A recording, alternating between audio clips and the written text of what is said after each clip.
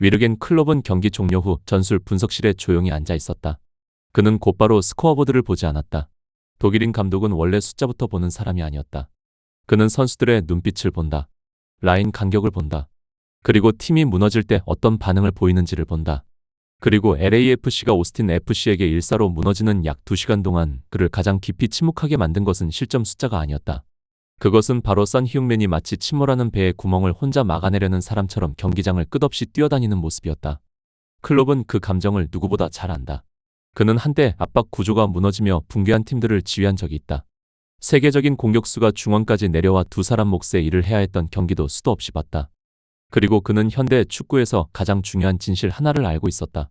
팀에서 가장 위험한 선수가 시스템의 실수를 메우기 시작하는 순간 그 시스템은 이미 실패했다는 것을. 제가 가장 먼저 느낀 건 클럽이 입을 열었다. 오스틴은 LAFC를 두려워하지 않았다는 겁니다. 그들은 오직 손흥민만 두려워했어요. 그것이 이 경기의 본질이었다. 경기 초반부터 오스틴은 아주 명확한 압박 구조를 사용했다. 무작정 뛰어드는 전방 압박이 아니었다. 방향성이 있는 압박이었다. 손흥민에게 공이 들어가는 순간 두 개의 압박 레이어가 동시에 형성됐다. 한 명은 몸의 방향을 막고 다른 한 명은 다음 패스 길을 차단했다. 그 결과 손흥민은 더 낮은 위치로 내려와 공을 받아야 했다. 하지만 손흥민이 내려갈수록 골문과의 거리는 멀어졌다. 그리고 그 거리가 멀어질수록 LAFC는 가장 날카로운 칼을 잃어가기 시작했다. 클롭은 화면을 가리키며 천천히 고개를 저었다. 손흥민이 박스 근처에 있으면 상대 수비는 내려앉습니다. 하지만 그가 중원에 서 있으면 상대는 오히려 전진하기 시작해요. 바로 그 모순이 LAFC를 무너뜨렸다. 수년 동안 손흥민이 가장 위협적이었던 순간은 왼쪽 하프 스페이스에서 중앙으로 침투할 때였다. 그는 상대 수비 뒷공간을 가장 두렵게 만드는 유형의 공격수다. 폭발적인 스피드, 세 걸음 안에 최고 속도에 도달하는 가속력 그리고 양발 마무리 능력은 어떤 센터백이라도 긴장하게 만든다. 하지만 이날 경기에서 손흥민은 거의 클래식 열번처럼 활용됐다. 공격형 미드필더 역할을 맡으며 볼 배급까지 책임져야 했다. 클롭은 한숨을 쉬며 말했다. 표범에게 밭을 갈라고 하면 안 됩니다. 분석실 안에 잠시 웃음이 흘렀지만 곧 조용해졌다. 모두가 클롭의 뜻을 이해했기 때문이다. LAFC는 단순히 손흥민을 아래로 내린 것이 아니었다. 그 앞에 상대 수비를 흔들 수 없는 선수들을 배치했다. 결국 오스틴의 센터백들은 전혀 두려워할 필요가 없었다. 진짜 위협은 오직 손흥민 한 명뿐이라는 걸 알고 있었기 때문이다. 한 팀의 폭발 지점이 단 하나뿐이라면 수비는 훨씬 쉬워진다. 클롭은 전반 24분 장면을 다시 멈춰 세웠다. 오스틴이 중거리 슛으로 선제골을 넣는 순간이었다. 이건 개인 실수가 아닙니다. 그가 말했다. 구조의 문제예요. 영상 속에서 손흥민은 중원으로 내려와 빌드업에 관여하고 있었다. 하지만 공을 잃는 순간 LAFC 중원 뒤 공간이 거대한 공백으로 변했다. 아무도 슈팅 타이밍을 압박하지 못했고 세컨드볼 지역도 통제되지 않았다. 오스틴은 간단히 공을 뒤로 내준 뒤 슛을 때렸고 그대로 골이 됐다. 며칠 전 톨루카가 LAFC를 상대로 사용했던 패턴과 완전히 같았다. 그리고 그것이 클롭을 가장 답답하게 만들었다. 팀은 질 수 있습니다. 하지만 같은 방식으로 두 경기 연속 무너진다면 그건 사고가 아닙니다. 오스틴은 LAFC를 완벽히 읽어냈다. 손흥민이 반드시 내려와야 한다는 걸 알았다. 위쪽 선수들이 수비 라인을 흔들 능력이 부족하다는 것도 알고 있었다. 그리고 적절한 순간 반칙으로 흐름만 끊어주면 손흥민의 전환 플레이를 차단할 수 있다는 것도 파악하고 있었다.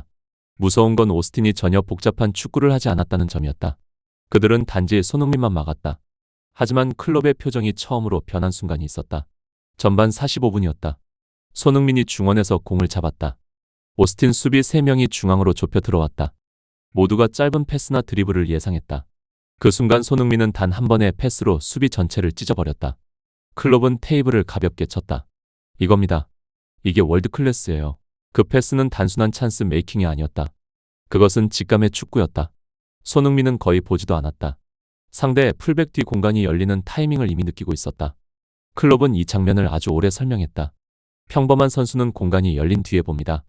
훌륭한 선수는 공간이 열리기 시작할 때 보죠. 하지만 손흥민 같은 슈퍼스타는 공간이 생기기 전부터 이미 알고 있습니다. 그래서 오스틴이 충격을 받은 것이다. 그들의 압박 구조 전체가 단 한 번의 터치로 붕괴됐다. 그 패스는 결국 득점으로 연결됐고 스코어는 1-2가 됐다. 하지만 클롭이 중요하게 본 건 골이 아니었다. 그 이후 오스틴 선수들의 표정이었다. 그들은 당황하기 시작했어요. 거의 전반 내내 경기를 완전히 통제했다고 믿고 있었지만 손흥민의 천재적인 한순간이 모든 흐름을 뒤집어버릴 수 있다는 걸 깨달았기 때문이다. 그것이 슈퍼스타의 가치다. 슈팅 숫자가 아니다. 터치 횟수도 아니다. 단 하나의 행동으로 경기 전체의 심장 박동을 바꿔버리는 능력이다. 클럽은 전반 종료 직전 손흥민이 완전히 노마크였음에도 동료가 무리한 슈팅을 선택한 장면도 오래 바라봤다. 그는 어린 선수를 비난하지 않았다. 대신 조용히 말했다. 현대 축구는 기술만의 스포츠가 아닙니다. 인식의 스포츠이기도 해요. 클럽에 따르면 위대한 팀은 항상 누가 마지막 순간 공을 받아야 하는지 알고 있다. 리버풀 전성기 시절 살라나 마네가 더 좋은 위치에 있다면 선수들은 거의 본능적으로 그들에게 패스했다. 그건 의존이 아니다. 승리의 논리다. 마이클 조던이 마지막 슛 찬스를 잡았는데 공을 안 줄 사람은 없죠. 클럽은 미소를 지으며 말을 이었다. 오늘 경기에서 손흥민이 바로 그 존재였습니다. 하지만 후반 시작과 함께 악몽이 찾아왔다. 어이없는 패스 미스 하나가 역습으로 이어졌고 그대로 세 번째 실점이 됐다. 클럽은 자리에서 거의 일어날 뻔했다. 화를 낸 것이 아니었다. 그는 깊은 한숨을 내쉬었다. 이건 자신감을 잃은 팀의 전형적인 모습입니다. 그에 따르면 압박도 심하지 않은 상황에서 기본적인 패스 실수가 반복될 때 문제는 기술이 아니다. 심이다. 선수들이 이미 실수를 두려워하기 시작했다는 뜻이다. 그리고 그 순간부터 모든 플레이는 반박자씩 느려진다. 최고 수준의 축구에서 반박자는 치명적이다. 클럽이 가장 안타까워한 건 그 이후 손흥민의 움직임이었다. 손흥민은 직접 스프린트로 수비 커버를 하기 시작했다. 역습을 막고 중원 공간을 메우고 팀을 다시 일으켜 세우기 위해 자신의 에너지를 모두 쏟아부었다. 클럽은 손흥민이 50m 넘게 전력 질주해 역습을 끊어내는 장면을 보며 잠시 말을 멈췄다. 이건 아름답기도 하고 동시에 슬픈 장면입니다. 아름다운 이유는 그런 헌신을 모든 감독이 사랑하기 때문이다. 슬픈 이유는 세계적인 공격수가 모든 걸 혼자 해야 하는 상황 자체가 비정상이기 때문이다. 한 선수에게 득점, 창조, 전개, 압박, 수비 커버까지 모두 요구할 순 없습니다. 클럽은 천천히 말했다. 그걸 영원히 해낼 수 있는 선수는 없어요. 오스틴이 네 번째 골까지 넣으며 경기는 사실상 끝났다. 하지만 손흥민은 여전히 드리블을 시도했고 두세 명 사이를 돌파하려 했으며 끝까지 무언가를 만들기 위해 싸웠다. 그 순간부터 클럽은 전술 이야기를 하지 않았다. 그는 감정을 이야기했다. 저는 오늘 손흥민에게서 팀의 자존심을 지키려는 선수를 봤습니다. 그건 데이터로 측정할 수 없는 가치다. 모든 것이 숫자로 환산되는 시대지만 클럽은 축구에 여전히 숫자로 설명할 수 없는 무언가가 존재한다고 믿는다. 어떤 선수는 존재만으로 팀 전체를 더 강하게 만든다. 어떤 선수는 팀이 크게 지고 있어도 경기장을 다시 일어나게 만든다. 손흥민이 바로 그런 유형이다. 하지만 클럽은 동시에 경고했다.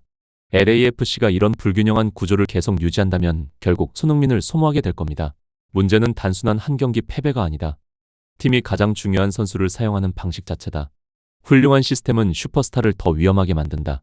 하지만 지금의 LAFC는 손흥민이 팀 전체의 약점을 덮기 위해 자신의 가장 강력한 무기를 희생하고 있다. 클럽은 손흥민이 더 박스 가까이에 있어야 한다고 분석했다. 그래야 스피드와 마무리 능력을 최대한 활용할 수 있기 때문이다. 하지만 중원의 연결 능력이 부족하다 보니 손흥민이 직접 내려와 볼 운반까지 맡고 있었다. 그 결과 LAFC는 두 가지를 모두 잃었다. 진짜 플레이메이커도 없고 최전방의 가장 치명적인 피니셔도 사라졌다. 그건 전술적인 기본 실수입니다. 분석 마지막에 누군가 클럽에게 물었다. 그래도 손흥민은 이 팀을 바꿀 수 있을까요? 클럽은 조용히 웃었다. 저는 손흥민을 의심하지 않습니다. 그는 잠시 멈춘 뒤 말을 이었다. 제가 의심하는 건 그를 둘러싼 시스템입니다. 클럽에게 축구는 결국 구조와 거리 그리고 서로에 대한 믿음의 스포츠다. 한 명의 슈퍼스타가 몇 경기는 구할 수 있다. 하지만 오랫동안 승리하기 위해선 팀 전체가 올바르게 움직여야 한다. 그리고 이날 1-4 패배 속에서 클럽이 가장 안타까워했던 건 단 하나였다. 세계에서 가장 똑똑한 공격수 중 한 명이 정작 자신이 하지 않아도 될 일들을 너무 많이 하고 있었다는 사실이었다.